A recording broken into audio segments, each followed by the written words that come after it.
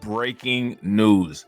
60 years of the same thing with the same results. Some people would call it insanity. Other people would probably say not so nice things. Regardless of how you look at it, this is something that's got to change. Looking at the DNC, people see a lot of celebrities. People see a lot of Trump bashing. People don't see a lot of solutions. People see a lot of representation, and a lot of the backbone of the ceremony, of the event, coming from the Black American culture, with literally none of the talking points being about addressing any of the issues that Black people have, that the Democrats literally used to bring themselves into prominence. As a result of that, people are not taking kindly to these things anymore.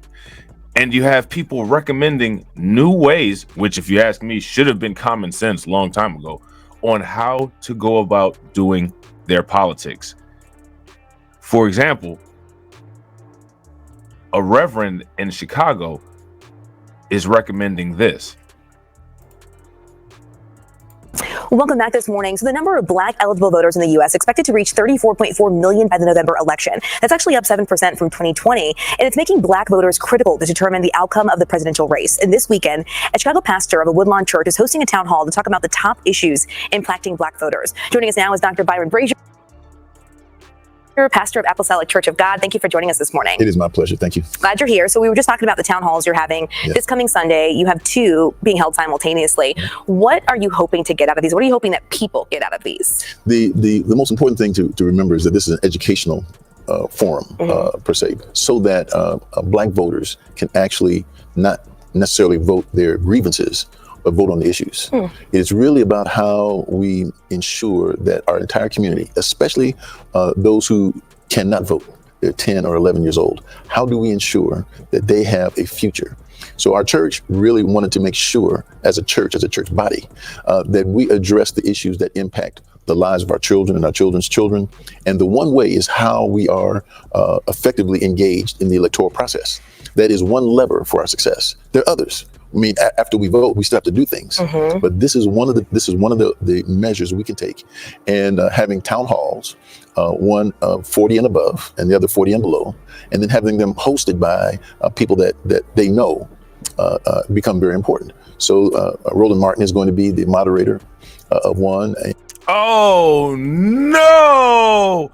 Right when I thought that there was hope, the first name that he mentions there to be an influential moderator is somebody who is on the agenda of Black people voting themselves into oblivion for him to fuel his Democrat paycheck. Roland Martin. Oh no, this is already starting off bad.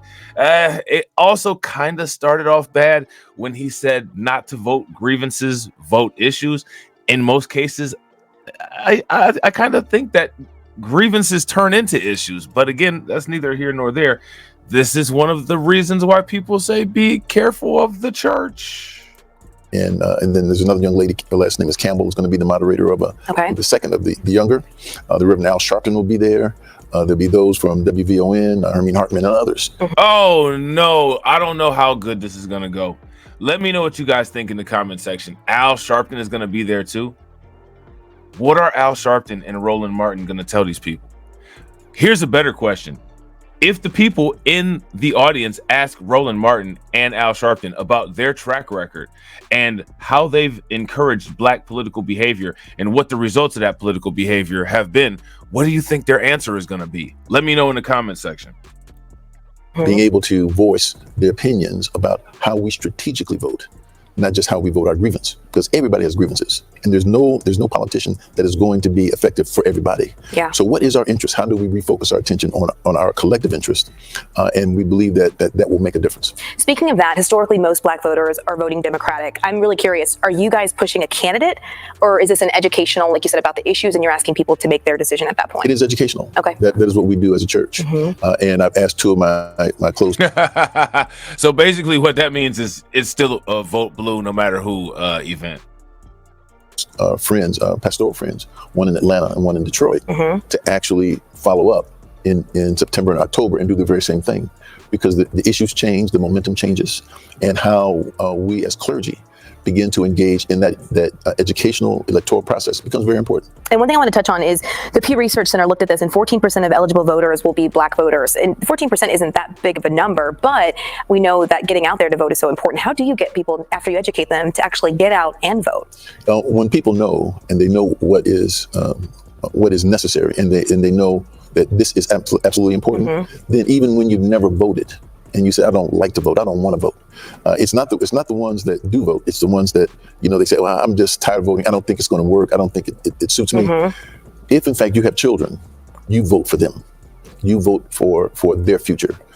So what it seems like is this is actually an effort to kind of mitigate the idea that there's many Black people who are upset that the political system is designed and properly working to work against our interests. So many people have decided to, quote unquote, hold their vote until they see something that helps them, quote unquote, get off of the couch, which is a issue that is personal and stimulating enough for them to then cast their vote, because it's something that actually means something. It has some intrinsic worth. They're trying to mitigate that. It seems the only way we'll know is when this event occurs and we see what goes on. But from the way that this reverend is discussing this is just a quote unquote anti-hold the vote, anti-couch effort. Other people voted for your future. Yeah. Now we have to fight the own giants of our own time and not leave them to our children and our children's children. Yeah, well said, Dr. Byron Brazier, pastor of the Apostolic Church of God. Thank you so much for taking time to be with us. I do want to note that those strategic voting events, the town halls, will happen at your church at Apostolic Church of God this Sunday, August 18th, starting at 6 p.m. And all are welcome? All are welcome. All are welcome. All right. So what my question is about this event is, what's the strategy being taught? Because, for content creation purposes, I follow Roland Martin, and for content creation purposes, I follow Al Sharpton. And the only strategies that I see when it comes to them is say what the Democrats want to hear, get as many unsuspecting Black voters to give away their vote for free so that we can continue the paycheck rolling in. We have entire pieces of government like the Congressional Black Caucus that do that, and that only helps those people getting the paycheck, and it really kind of helps to keep everyone else in suspended animation or stagnation. So when they say strategic voting, what strategy is that for? Is that for a quote unquote collective empowerment strategy, or is that for a quote unquote personal empowerment strategy? I think that the last 60 years of evidence provides the answer for that. And if you guys provide some engagement with leaving your answer in the comments section, that'd be great. Because this is the end of the video, and I hope you guys liked it. If you're not subscribed to the channel, make sure you hit the bell icon twice, smash the like button, and I will catch you all on the next one. All right, peace.